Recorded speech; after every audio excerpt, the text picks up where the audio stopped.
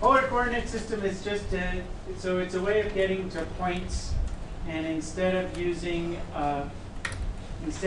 x, y coordinates, I get 2 points a different way. And so if I were to draw, let's put an arrow on that. Okay. If I want to get to this point up here, one way to get there is to go over x and up y. Another way to go there is to go out so many and then rotate through some angle. Okay, and that's all polar coordinates is. It's just like something that they use, I think, for like radar and for like let's see how else. Maybe with earthquakes and stuff, finding the epicenter or finding out shock waves from different things. In any case, this thing, when you're dealing with polar coordinates, the origin has a different name. It's called the pole. Right? So this is called the pole right there. This thing right here is called the polar axis. Polar axis, also known as the x-axis. And this thing, this is called the radius, okay? And it's also called the directed distance. Directed distance.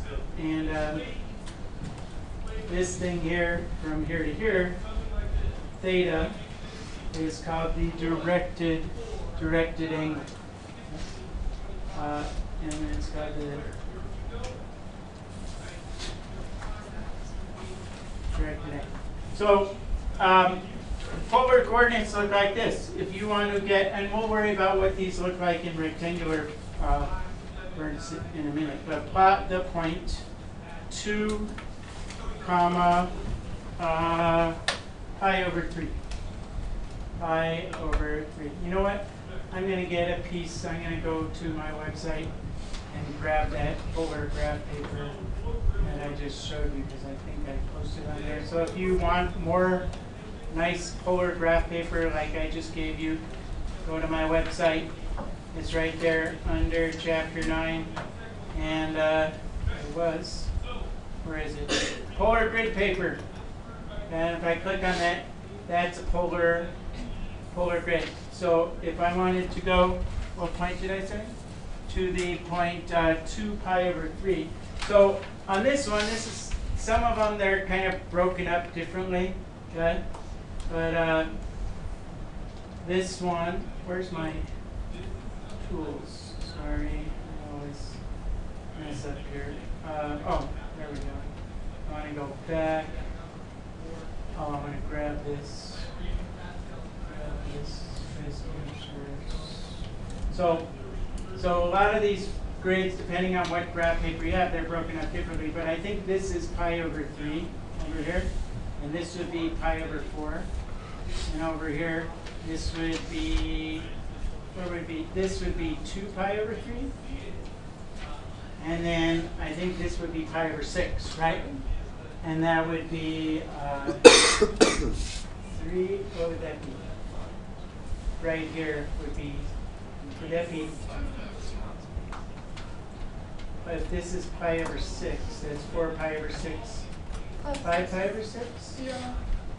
No, because that would make that pi, which it's not, right? It's pi halves the time. I'm wrong, okay? I'm silly, I'm not thinking right, okay? This is pi over 6, right? This is pi over 4. This is pi over 3, which would be 2 pi over 6, right? This would be, how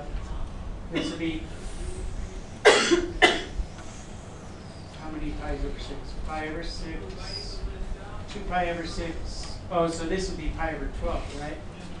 Pi over 12. Don't worry about what these ones are. That's pi over 12. This would be 5 pi over 12. Thank you. Okay? So if I wanted to plot the point, for instance, 2 comma pi over 3, all I do is I come out here 1, 2 units, and then I rotate through pi over 3 radians, which would put you right there. Okay? You can do it on this graph paper if you want, or you can go a separate sheet. If I wanted to graph be 0.3. Oh, and the rotation of theta is always a counterclockwise rotation from the polar axis. Okay?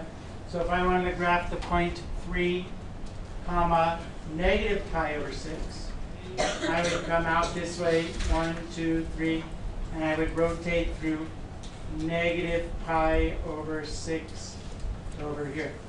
Get that? Yes? So if I wanted to graph negative 3, did I do that right? I think I did it right. Negative 3, 5 pi over 6. That means you start off going backwards. Okay? 1, 2, 3. And then you're also rotating backwards. So which way would I rotate through? Down. No, that would be positive. Okay? So if I'm going backwards and negative, I go back 3, and I go 1 pi over 6, 2 pi over 6, 3 pi over 6, 4 pi over 6, 5 pi over 6. Okay? So this point right here would be negative 3. Whoops. I'm so sorry. confused. Sorry, I meant to say negative 3, negative 5. If I did negative 3, 5 pi over 6, you were right, Kennedy.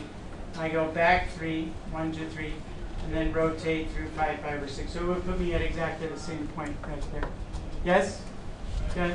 So notice that sometimes so these things, unlike XY coordinates, polar coordinates are not unique, meaning you could get to the same point in more than one way, right? So I could go over this way and then and back this way, or I could go this way and then get it to here, or I could start here and then I could go like that and get there. And so there's always kinds of ways to get there. Questions about that? So for instance, they might say, plot the point.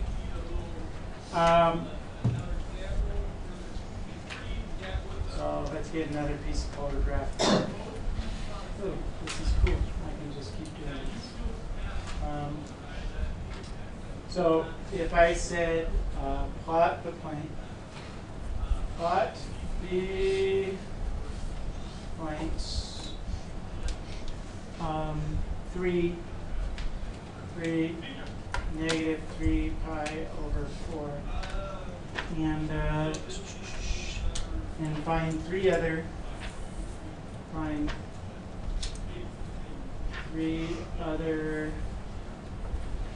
representations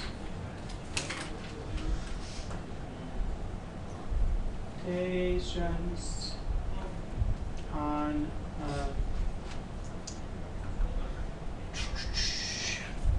the interval negative 2 pi to 2 pi. Could you do that? So what that means is you want to find this point and then find three other possible ways I could get there. So 3, negative 3 pi over 4. 1, 2, 3, negative 3 pi over 4. This is kind of hard to. This graph paper isn't good because, let's see, is this pi over 4 right here? That'd be negative pi over 4. So you go out 3, 1, 2, 3, and then rotate through negative pi over 4. How about, who could give me another? But it's negative 3 pi. What? It's negative 3 pi. It's not. Oh, negative 3 pi over 4. I'm sorry. I'm really kind of. Okay, negative 3 pi over 4. So that would put me, that would be 2 pi over 4, 3 pi over 4. So I'd have to go to, where's 1, 2, 3. Right there. Right? Okay. So what would be another way I could get there? Other than getting there by going out 3 and this way, negative 3 pi over 4. Go ahead, Sam. Negative 3 and pi over 4. 1, 2, 3, and pi over 4. Yep, that'd be one way. 3 and pi over 4. You guys get that? What's another way I could get there? Oh, he said negative 3. Negative 3 and pi over 4. That works. What's another way? 3 and 5 pi over 4, right? I could go 1, 2, 3, and then rotate through 5 pi over 4. Very good. And there can be a bunch of formulas in the book, but I think it's just better to kind of think about it this way. Who can give me one more? be clever.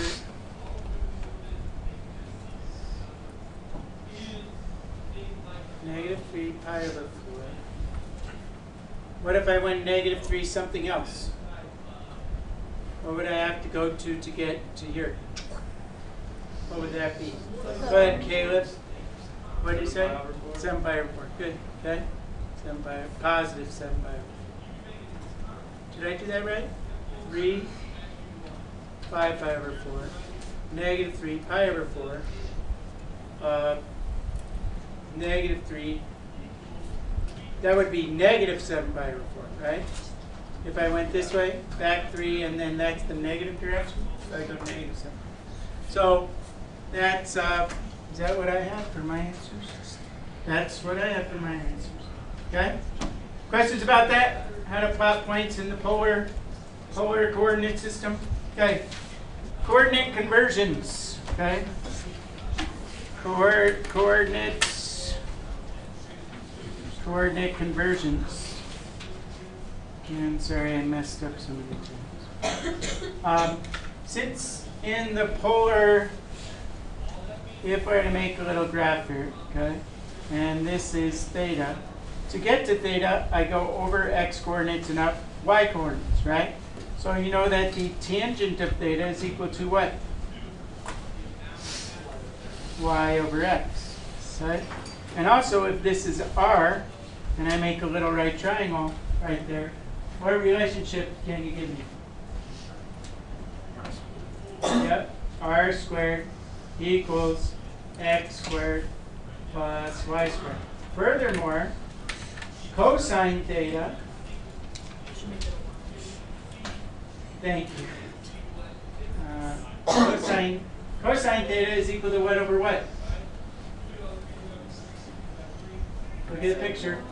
X over r, which means that r cosine theta is equal to x. Okay? And likewise, sine theta is equal to y over r, so you could show that r sine theta is equal to y, right? And then you could use all this stuff. So this, use this, and this, and this, and this to convert from polar form to what's known as rectangular form, and or Cartesian form, and from Cartesian form back to rectangular form. So, for example, they might say convert 4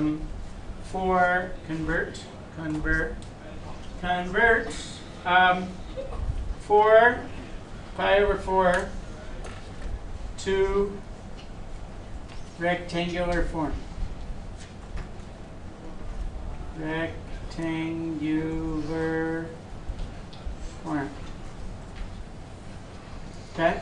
So all you do is you want to find x and y.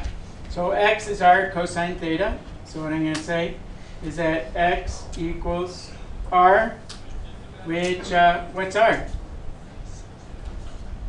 This is r theta form. So what's r? Oh, I didn't. Did I say? It's 4 squared. Right. This is r theta. This is polar form, r theta. So x equals r, which is 4 times the cosine of pi over 4. And y is equal to 4 times the sine of pi over 4. Yes, ma'am? How do you know it's not x and y? How do you know it's r and theta? Oh, how do I? Because they'll tell you. Okay? And if you see a pi over 4, usually you don't do rectangular coordinates like that. Okay? So 4 cosine pi over 4, and then you simplify that, right? So this, you guys remember what the cosine pi over 4 is? Yes, you do. Don't look at the unit circle. Go ahead, look at the unit. You're at 2 over 2. What's the sine of pi over 4? Also root of 2 over 2. So what I get is x is equal to, one of those cancels out, 2 root of 2 and y is equal to 2 root of 2. So in other words, one way to get to this point up here, which has a radius of 4 and an angle of pi over 4, which is like 45 degrees, right? That would be the same as if I went over root of 2 over 2, not root of 2 over 2. If I went over 2 root of 2 and up to root of 2. Yes? Okay? Understand? So I could either get there, so I converted that to rectangular form. Easy? So wait, what's the final form? That's it. The final form would be 2 root of 2, comma, 2 root of 2. Yes? What if I said convert? Okay, so now we're going to work backwards. I'm going to get line paper. Convert. Convert, where am I? 3, comma, negative root of 3. From rectangular,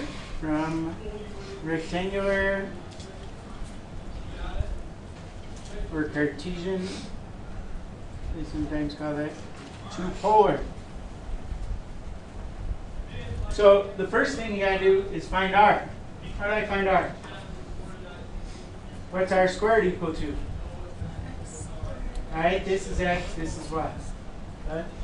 And so, r squared is equal to 3 squared plus negative root of 3. You got to put this in parentheses, squared. And that's equal to 9 plus 3, which is root of 12, which is equal to 2 root of 3. Yep. So now I have r. Now I have to find theta. How do I find theta? Go back. Tan of theta is y over x, right? Okay. So going forwards, you know that tangent of theta is equal to negative root of 3 over 3. So what's this? So that means that theta would have to be equal to inverse tangent of negative root of 3 over 3. Anyone remember what that is?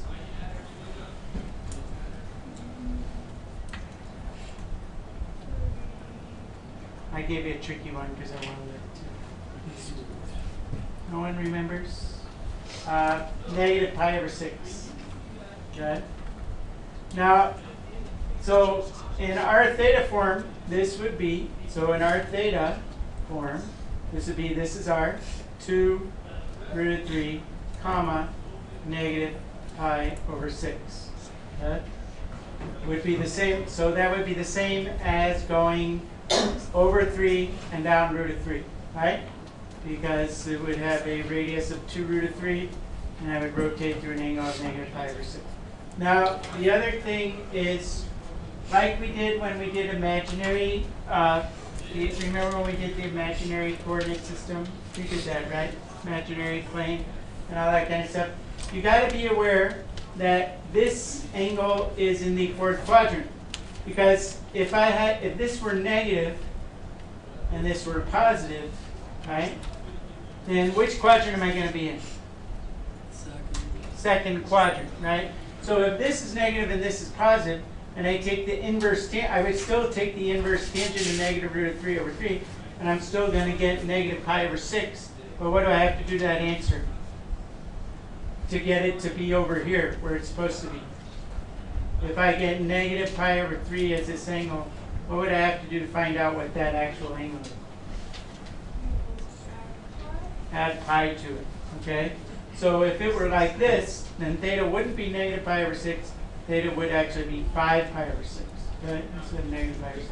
So when you're doing this, you got to make sure you can take the inverse tangent, but that's really only giving you this angle if this lies in the fourth quadrant.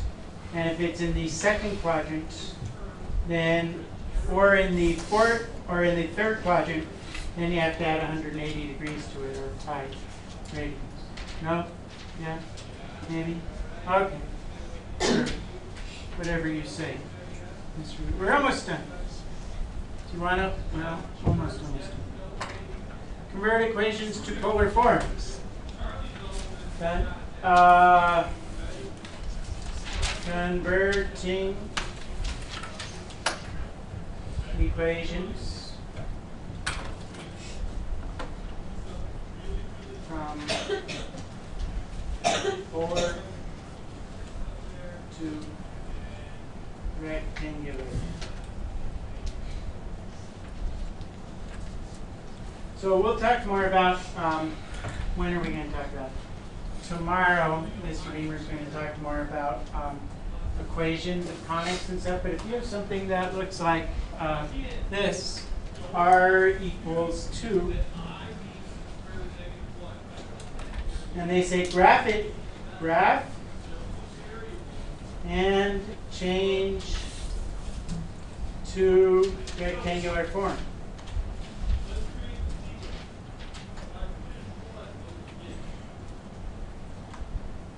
Anyone want to guess what that graph looks like? If r is always equal to 2. So you want all the points whose radius, very good, it's always going to be a circle, right? Because if I, watch this, watch how clever, okay? So if I want all the points with a radius of 2, right?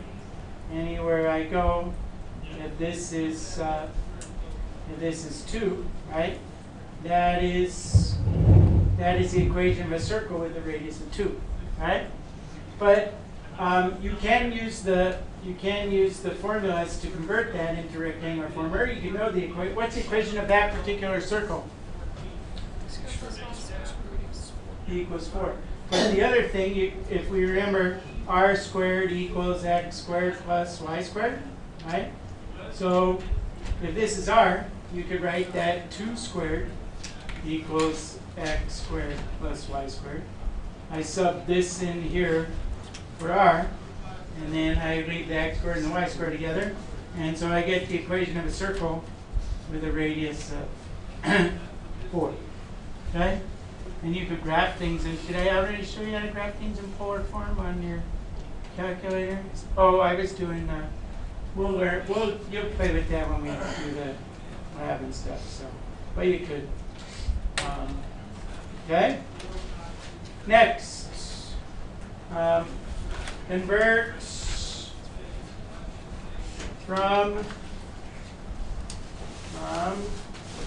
rectangular to polar? Oh no.